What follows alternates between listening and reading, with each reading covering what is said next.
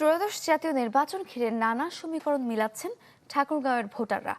এমন প্রতিনিধিকে নির্বাচন করতে চান যারা এলাকার উন্নয়ন ঘটাবে, করবে শিক্ষা চিকিৎসার উন্নয়ন।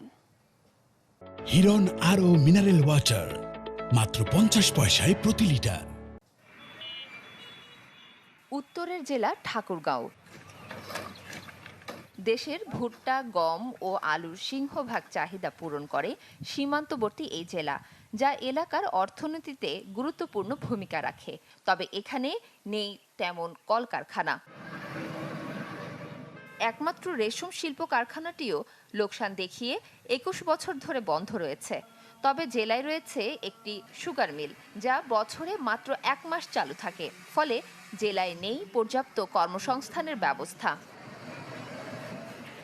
এদিকে পরিত্যক্ত অবস্থায় পড়ে আছে বিমানবন্দর। বেশ কয়েকটি শিক্ষা প্রতিষ্ঠান থাকলেও নেই পাবলিক বিশ্ববিদ্যালয় ও মেডিকেল কলেজ। সদর হাসপাতালেও নানা সংকট।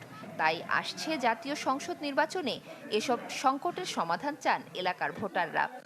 আমাদের ঠাকুরগাঁও ইউনিভার্সিটি নাই, আমাদের ঠাকুরগাঁও বিমানবন্দর এখন পর্যন্ত চালু হয়নি। এই নির্বাচনে যারা নির্বাচিত হবে তারা যেন এই জেলাকে আরো উন্নত পরিসরে নিয়ে যেতে পারে। আমরা এমন একজনকে চাচ্ছি যে আমাদের দেশের জনগণের সেবা করতে পারবে।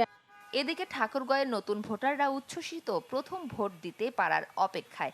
তাদের আশা আগামী নির্বাচন সুষ্ঠু ও গ্রহণযোগ্য হওয়ার।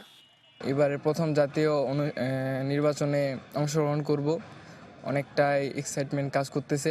এমন একজন ব্যক্তি দেওয়া হোক যাতে আমাদের হিন্দু সম্প্রদায়ের মানুষ সুষ্ঠুভাবে বসবাস করতে পারে। দুর্নীতি এবং দুর্বৃত্তায়নের যে রাজনীতি, সেই রাজনীতি থেকে বাংলাদেশের জনগণ কিন্তু পরিত্রাণ চায়। আমাদের প্রত্যাশা থাকবে জনগণের সরকার প্রতিষ্ঠিত হোক। জেলা নির্বাচন কর্মকর্তা জানান, ভোট ঘিরে সব প্রস্তুতি সম্পন্ন করেছেন তারা। নির্বাচন পরিস্থিতি এখন পর্যন্ত শান্ত রয়েছে। এখনো পর্যন্ত আমাদের এখানে পরিবেশ অনেক সুন্দর, শান্ত।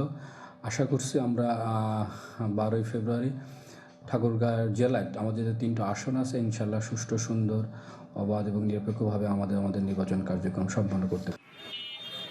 ঠাকুরগাঁওয়ের 3টি সংসদীয় আসনে মোট ভোটার 12 লক্ষাধিক। 54টি ইউনিয়নের ভোট কেন্দ্র রয়েছে 417টি।